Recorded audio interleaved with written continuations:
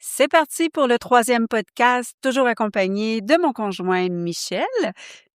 Et la douce voix que vous venez d'entendre, comme d'habitude, c'est Isa. Oui. Tout d'abord, j'aimerais remercier tout le monde parce que c'est pas évident au départ quand on lance un nouveau projet. Donc, on a eu beaucoup de commentaires, des suivis, des écoutes sur nos différentes plateformes comme Instagram, Facebook, Spotify, Apple Podcast, YouTube, Deezer, iHeartRadio. Je les nommerai pas toutes, mais bon, un grand merci à tout le monde. Je pense que Merci Michel, tout le ouais, monde. t'es Ouais, d'accord avec ça? C'est non, précieux. ça fait vraiment plaisir, ça fait chaud au cœur, ouais. Ouais, parce que dans notre Euh, duo, c'est Michel qui suit tout ça, qui moniteur toutes les écoutes et tout, qui fait le suivi, quoi. Ah, moi je fais le suivi technique pour tout ce qui est du podcast, mais c'est Ouais. toi qui gères Insta, tout ça, je m'y connais moins, donc je te laisse ta partie et ta touche féminine. Oh. Mais en tout cas, non, juste pour vous dire, ça fait vraiment très très plaisir. Il y a beaucoup de monde qui nous ont parlé, qui t'ont Mhm. parlé, qui t'ont posé des questions. Oui. Des gens aussi, on a presque bientôt 100 écoutes. Ça fait même pas une semaine qu'on a démarré ça. Donc ça fait plaisir, au moins ça vous plaît. Et donc on voulait vous remercier spécialement. Oui, puis ça fait toujours chaud au cœur de lire vos commentaires. Des fois, il y a des gens qui me connaissent, qui m'écrivent directement dans ma messagerie à moi, mais il y a aussi des gens en France parce que, évidemment, ce podcast-là est pas dédié seulement qu'au Québec parce qu'on est ici au Québec en ce moment, mais c'est pour la francophonie, donc Belgique, France, en Afrique, qu'importe tous les pays francophones du monde. Je partage un peu de trucs sur tous les groupes qui sont présents sur les réseaux sociaux. Donc, ça nous met en perspective avec ce qui se passe aussi ailleurs dans le monde. Et qu'est-ce que ça va être le sujet du jour? Ah ah! Devinez? J'ai pas envie. Non, mais j'ai pensé, vu que j'ai une chirurgie qui s'en vient en février, mi-février, j'ai pensé aborder le sujet de la première chirurgie. Donc, c'est de ça qu'on va parler aujourd'hui. Voilà. Je savais que ça allait arriver forcément dans ce podcast. Forcément, c'est un moment important Oui. au sein de toute cette aventure. Mhm. Voilà. Vous allez tous me détester. Je m'y attends, je Spoiler! sais. Petit spoiler, voilà. Mais je sais pourquoi. Mais tant pis, c'est comme ça. Voilà, on refera pas le passé, mais voilà. Et avant tout ça, Un un petit petit jingle. jingle?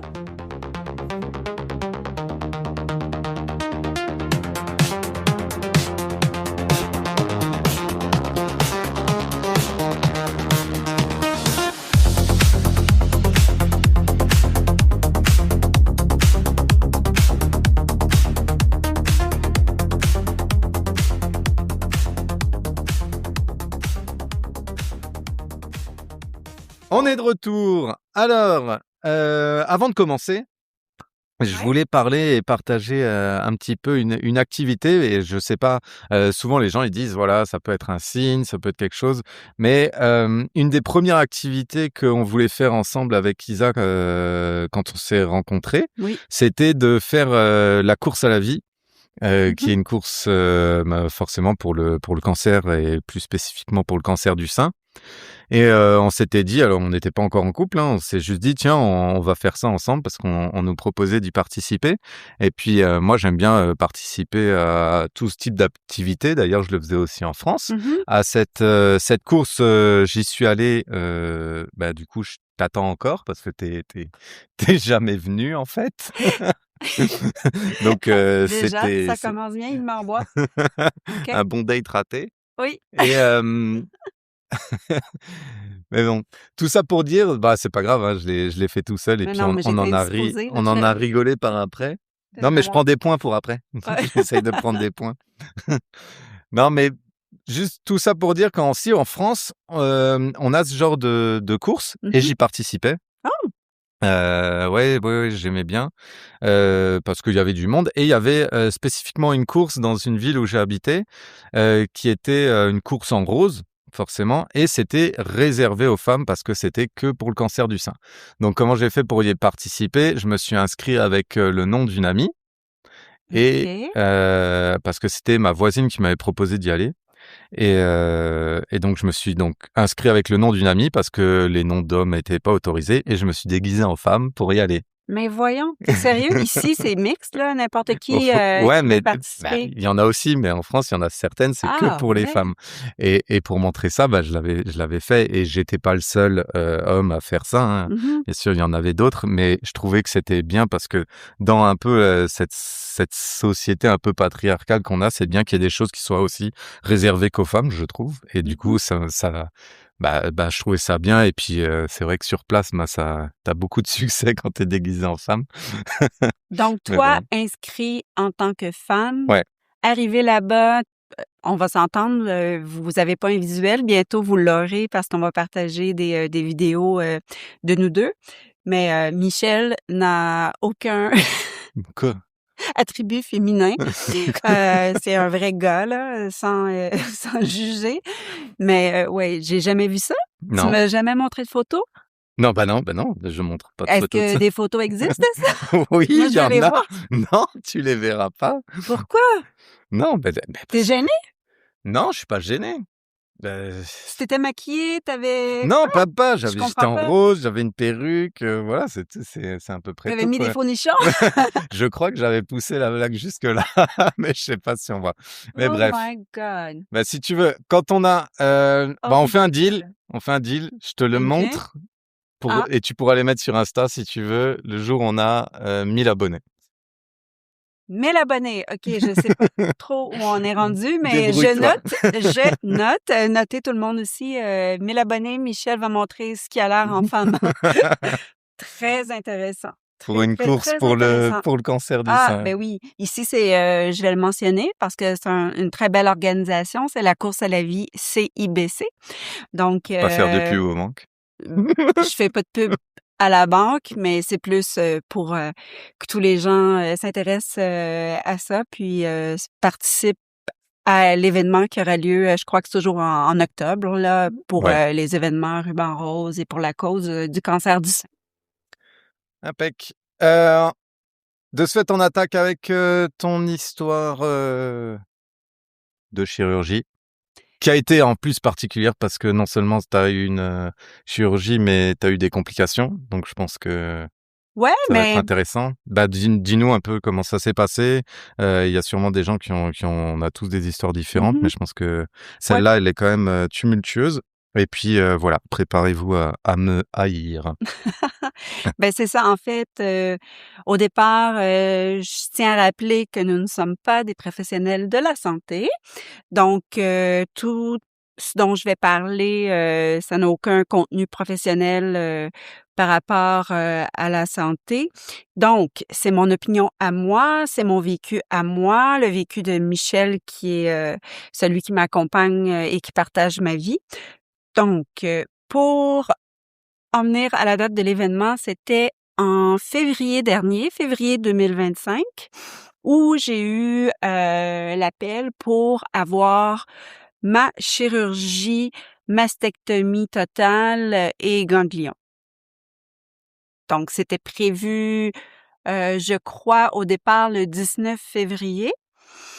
Donc, Michel était, pour, venir avec moi m'accompagner parce qu'il devait partir ensuite pour un tournoi de hockey, Ouais. mondial ou, peut-être toi tu peux dire plus Bah, c'était, dessus? ouais, avec mes amis, français qui habitent, ici, Mmh. on a un petit groupe, qui joue au hockey et on s'était dit déjà en 2024, on s'était inscrit pour, un tournoi international de hockey sur lac qui se passe au Nouveau-Brunswick et ça avait été annulé. Donc ils nous avaient automatiquement, réinscrits pour l'année d'après, donc en 2025 Mmh. et les dates, tombaient, ben, lors de ton opération qui était prévue le 19.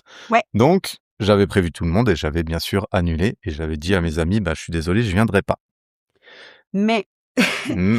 Mais entre-temps, une semaine avant, je reçois l'appel de l'hôpital pour me dire que ma chirurgie est reportée à une date inconnue. Donc, bon, Michel est très heureux parce qu'il rappelle ses copains puis il leur dit: «Hey les gars, je vais pouvoir être là». Exact. Ouais et c'est comme ça, hein, la vie est belle. Maintenant rendu au 21 février qui était la date prévue lors, du premier appel, hem, je reçois C'était un le nouvel 19. appel, le 19, Le excusez-moi. 19. Je reçois oui, merci Michel, de me corriger. Oui, parce que ça prend tout son sens pour la Oui, suite. donc je reçois l'appel qui me dit: «Ah parfait, on a une nouvelle date pour vous, mais c'est dans 2 jours». Voilà. Donc là, oh! C'est dans 2 jours et en plus, comme, je crois qu'on en avait parlé, vaguement, là, on en reviendra, dans un autre podcast, mais, on y reviendra dans un autre podcast, mais mon premier chirurgien plasticien qui était censé faire, l'opération avec le chirurgien oncologue, ça a changé. Dorénavant, ce sera une nouvelle chirurgienne qui va accompagner, votre, chirurgien oncologue pour l'opération. Donc et la date? Le 22 février, Non. excusez-moi, le 21 février, les dates, hein, c'est, le 21 février, un vendredi, le vendredi où Michel est déjà parti. Voilà. Où je suis à l'autre bout, du Canada et donc C'est au Nouveau-Brunswick, hein, je ouais, au crois? Nouveau-Brunswick. Ouais. Donc ouais, c'était un peu loin. On avait déjà tout avec mes amis, c'est-à-dire le van, tout ça, c'était payé, les logements.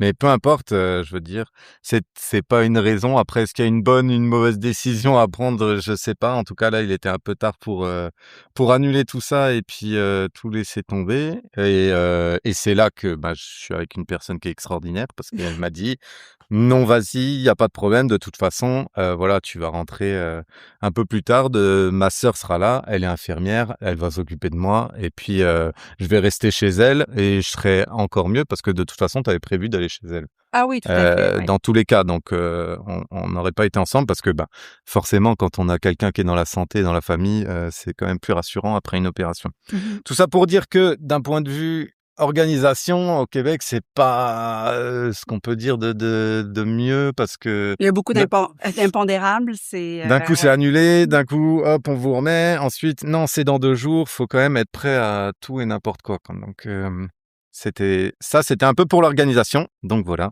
oui. vous pouvez me haïr parce que je n'étais pas là. Ben, on va peut-être qu'on va t'haïr plus tard, on verra OK, OK, dans l'histoire, OK, bah, on va voir. Oui, non, mais ouais, mais non. vas-y, vas-y. Bah, c'est pas fini! Mais on en rigole, vous verrez, vous verrez. Donc Donc comment ça se passe l'opération? donc ben, on n'ira pas tout de suite à la chirurgie, Ah mais OK. avant ça, vu que toi, tu n'étais pas là, déjà le vendredi, ma petite sœur Joanne, celle qui a eu aussi un cancer triple négatif, du sein, c'est elle qui m'a accompagnée à l'hôpital, le matin à 6 heures du matin pour me préparer à ma chirurgie et suite à ça, bon, tout va bien. Ils ont eu de la difficulté. Je sais pas si je suis la seule, à avoir expérimenté ça, mais j'avais beaucoup, beaucoup de problèmes au niveau de la pression, peut-être le stress ou, quoi que ce soit, mais ma pression, artérielle, puis mon, battement de cœur, en fait, ça arrêtait pas de Mmh. chuter, grimper. Donc mais finalement, ça a réussi à stabiliser, donc on a pu procéder, et aller à la chirurgie. Arrivée au bloc, ça a été très difficile parce que j'ai eu de la difficulté, ben, pas moi, j'ai pas eu de difficulté, mais l'anesthésiste a eu de la difficulté. Elle était très douce, très gentille, mais mes veines, je sais pas comment dire ça, mais elle disait: «Ah, elle a encore pété». Je crois. Mes veines C'est des vel éclataient.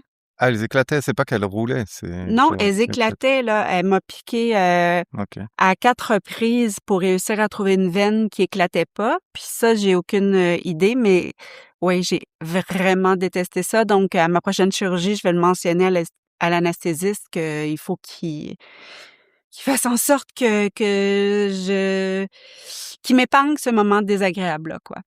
Mais bon, la chirurgie se passe bien, on ressort dans la salle de réveil, tout va bien. On est toujours inquiet avant la chirurgie, puis une fois qu'on ouvre les yeux suite à la chirurgie, on est là, ah, je suis en vie. Mmh. C'est comme un soulagement, on dirait, une Tu fois qu'on ouvre les yeux. tu te rappelles de ce que tu as dit quand tu t'es réveillée justement? Ben, j'étais toute seule dans la salle de réveil, il y Oui, avait oui, personne avec mais moi. souvent, je sais pas, ça peut être, Non, mais à moi-même, c'est ce que je me suis dit, c'est: «Ah, je suis en vie». Ah d'accord, OK. Bah, ça va, c'était pas genre: «Michel, tu où?»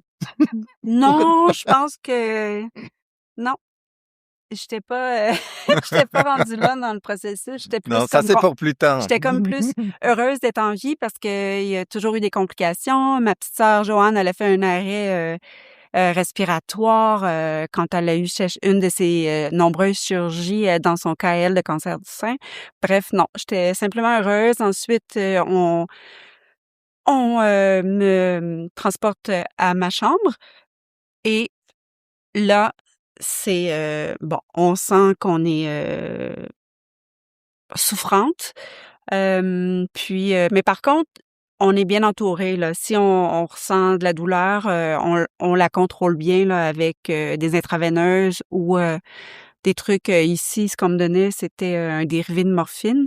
Donc, ça m'a beaucoup aidée.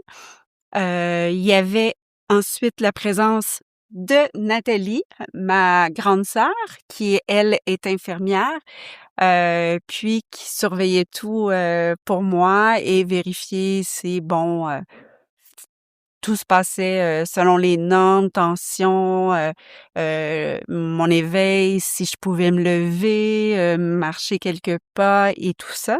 Donc ça, tout s'est bien déroulé suite à mon réveil, il y avait aucun problème. C'était cool? Mais je te regarde parce que tu es là, puis tu me regardes avec des gros yeux Beh, comme: oui.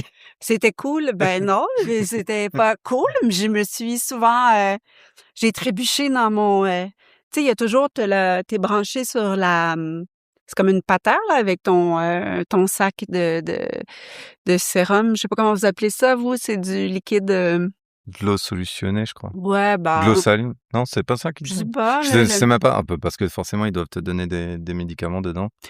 Mais, ce que enfin, on le verra après parce qu'après, mmh bah, je me suis quand même rendu à l'hôpital, pour les mauvaises langues. Mais, ce que je trouve fou ici et ce que j'ai la comparaison avec, le système de santé qu'on a en Europe, c'est c'est que j'ai l'impression qu'il faut faire beaucoup par soi-même. Dans le sens où, à l'extérieur, dans le couloir, il y avait un chariot et genre on se servait, Oui. tu me demandais, je sais plus, des Va me chercher compresses une ou, serviette, pour des faire se ma toilette, ou des du choses comme ç savon, ouais, c'est ça, ouais, ouais, et puis je courais, j'allais te le chercher, mais, ouais. ça, on verra ça après. Donc tu avais vraiment de la chance d'avoir ta sœur qui pouvait, t'aider à ce moment-là? Mmh. Ben, ça, on en reparlera avec, lors d'un prochain épisode Ah bah avec oui. ma sœur Mmh. justement parce qu'elle, elle connaît très bien le milieu de la santé. Mais oui, c'est vrai que le personnel est en réduction à cause de toutes les compressions qui ont lieu dans le domaine de la santé au Québec. Mais, somme toute, j'ai quand même apprécié tout le support, les infirmières auxiliaires qui étaient présentes, chapeau parce qu'elles travaillent fort. Selon, le quota des patients qu'elles ont là, sont très, très, très occupées, oui.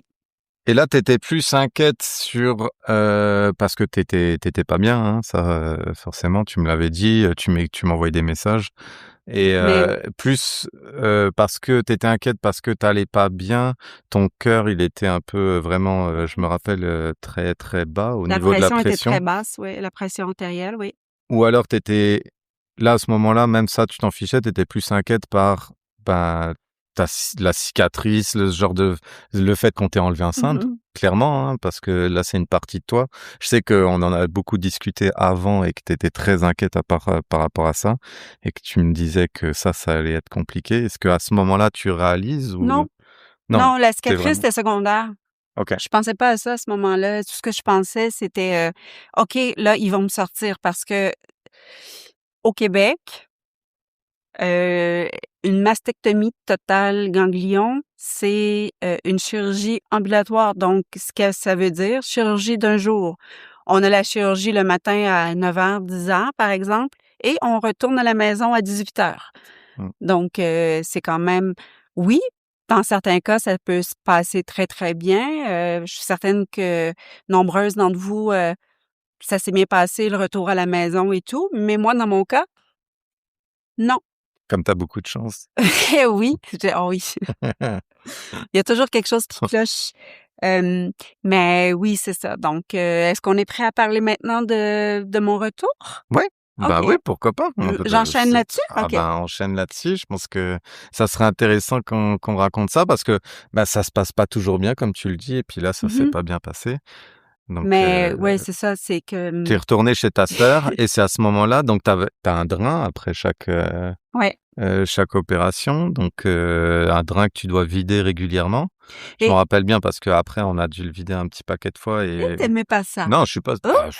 clairement non. Ah, tu m'as déjà dit que J'aime pas ça. ton père est C'est médecin, mais tu détestes tout ce eh qui est ben, oui, médecine, hein? ma mère est infirmière, ma sœur est infirmière, moi, Ouais. vider les drains et tout, j'ai pas trouvé ça, c'était pas mon moment préféré, mais je l'ai fait. J'ai mesuré avec toi Mmh, les premiers en tout cas, mais ouais. mmh. Ouais, donc c'est ça, finalement, on me donne mon OK de retour, même si mon hémoglobine est hyper basse, puis on parle pas des autres trucs, mais bon, ma sœur est là, Nathalie est à côté de moi avec son conjoint Michel, que je remercie également.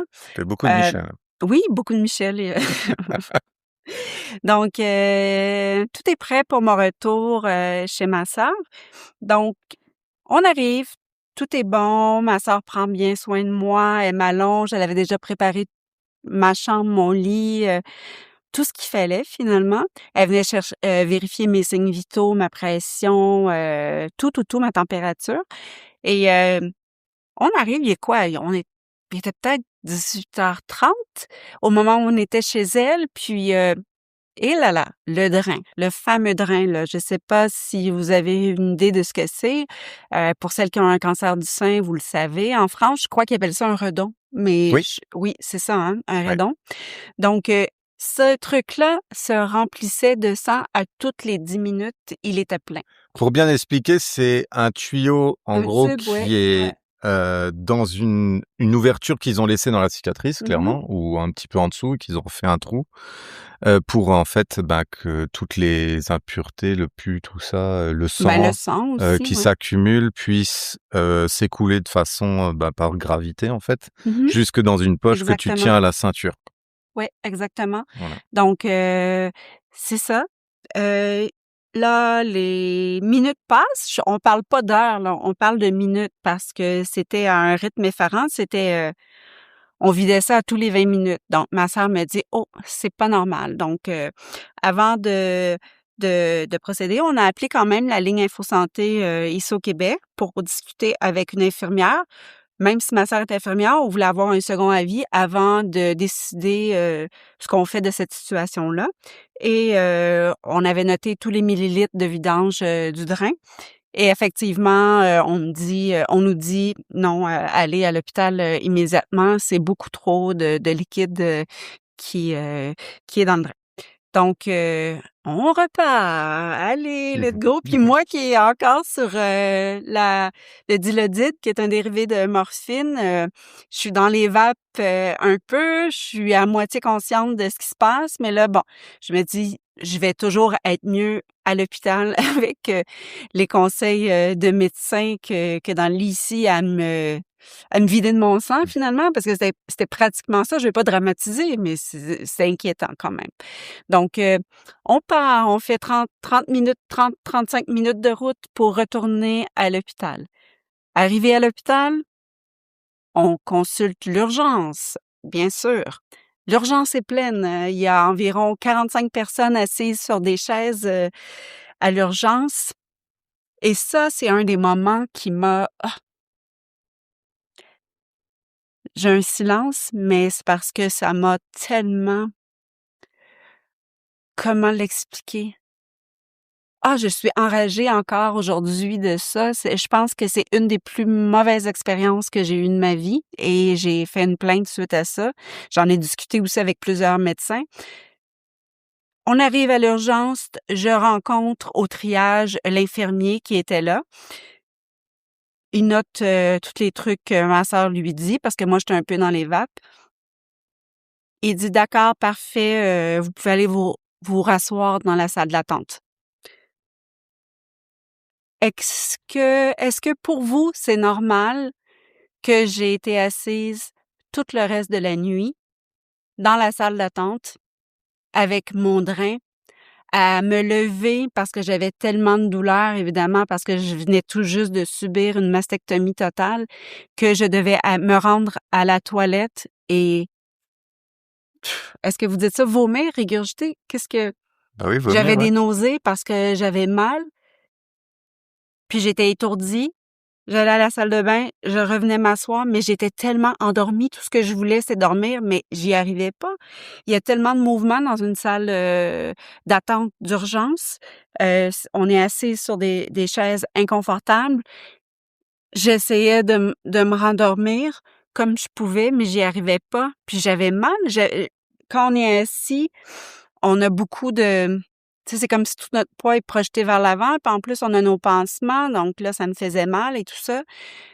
J Ma sœur est allée voir 2 fois, l'infirmier qui était là au triage, puis il me dit: «Ah malheureusement, vous devez attendre, vous devez attendre».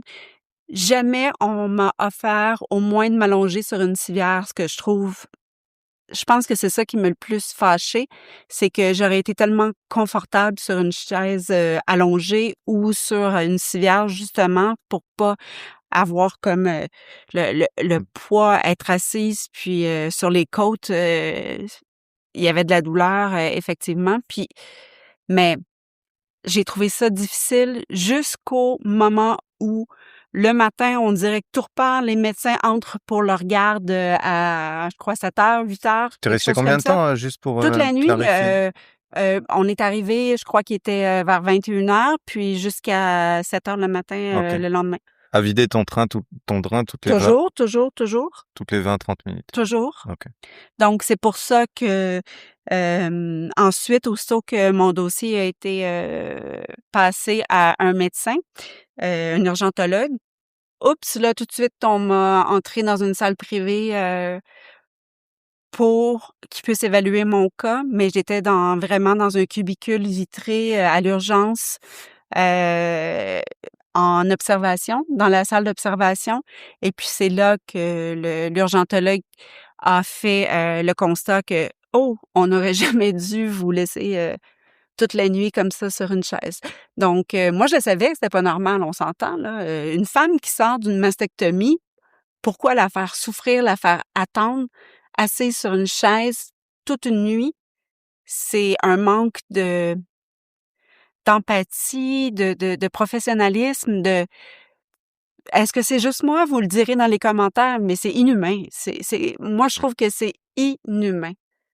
On est tellement en détresse quand on subit une mastectomie au départ, plus la chirurgie, l'état émotionnel dans lequel on se retrouve. Ajoutez à ça l'état physique, je trouve que c'était horrible de me faire vivre ça. Tu un silence, Michel? Bah oui, parce que c'est c'est forcément, on repense à ça, c'est dur, Mmh. tu vois? Tu te dis: «C'est compliqué, tu dois pas être la seule», ça reflète un petit peu, J'imagine. le système, de santé qui est ce qu'il est, ici, ça peut être aussi, la même chose parfois en France ou dans certains, Mmh. autres pays ou encore même pire, hein, voilà. Ben oui, quand Et on se compare, on se console, sauf que c'est pour le Québec, pour les impôts que je paie, je trouve que, ouais, il y a de l'amélioration à ah, à y avoir là. Ouais, c'est un peu décevant, beaucoup décevant même. voilà. Le petit coup de gueule politique. C'était Ben, ça, il faut parfois, on l'a dit, hein, ce podcast, c'est quoi? C'est on vous raconte la vérité, donc mmh. voilà. Non, non, pas Parfois, il y a des choses drôles, il y en a d'autres qui se sont longs moins et d'autres, c'est de l'énervement et puis là, je pense que là, c'était ça. Il y aura une autre partie énervement, je pense, quand je viens de chercher à l'hôpital. Ça, elle était aussi magnifique. Donc oui et qu'est-ce qui se passe après? On arrive, ils te disent quoi? Parce que là, on est le 22 au matin. Ah oui, on est le 22 au matin et je tiens à souligner encore une fois la présence de ma grande sœur Nathalie et de son conjoint Michel. Je les vois, ils sont épuisés, ils sont Tu sais, moi, je suis sur les pilules un médicamenté, puis je suis dans ma bulle, puis tu sais, je plane un peu, tu sais. Fait que moi, je vois pas nécessairement le temps qui passe aussi vite que pour eux, mais eux, sincèrement, ils avaient l'air épuisés.